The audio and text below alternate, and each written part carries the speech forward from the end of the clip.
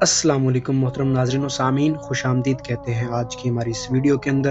درود پاک کے متعلق اور اچھی قائدیں سننے کے لیے ہمارے اس چینل ہمارا اسلام کو سبسکرائب کریں۔ جس طرح درود پاک پڑھنے کے بہت سارے فضائل ہیں، اسی طرح درود پاک لکھنے کے معاملے میں بھی بہت ساری برکتیں اور فضیلتیں حاصل ہوتی ہیں۔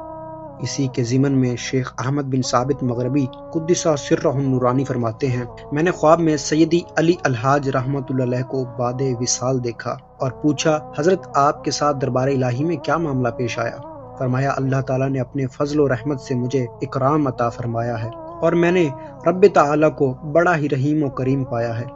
اور میں نے ان دوستوں کے متعلق پوچھا جو کہ آپ کے پاس ہی مدفون تھے، فرمایا وہ سب بھی خیریت سے ہیں۔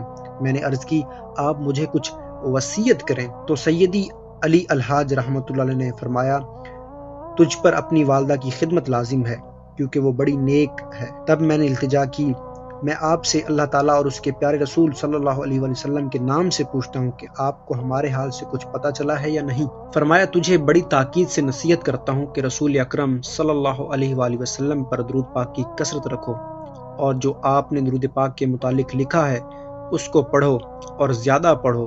میں نے پوچھا، آپ کو کیسے معلوم ہوا کہ میں نے درود پاک کے متعلق کتاب لکھی ہے، حالانکہ میں نے آپ کے انتقال کے بعد لکھی ہے؟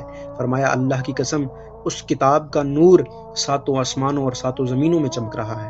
ماشاءاللہ، سبحان اللہ، کیسا ہی پیارا واقعہ ہے کہ شیخ احمد بن ثابت مغربی علیہ الرحمہ نے جو درود پاک کے متعلق کتاب لکھی، اس کا نور ساتوں آسمانوں اور ساتوں زمینوں میں چمک رہا تھا۔ ماشاءاللہ، اللہ تبارک و تعالی ہمیں درود پاک پڑھنے کی توفیق عطا فرمائے۔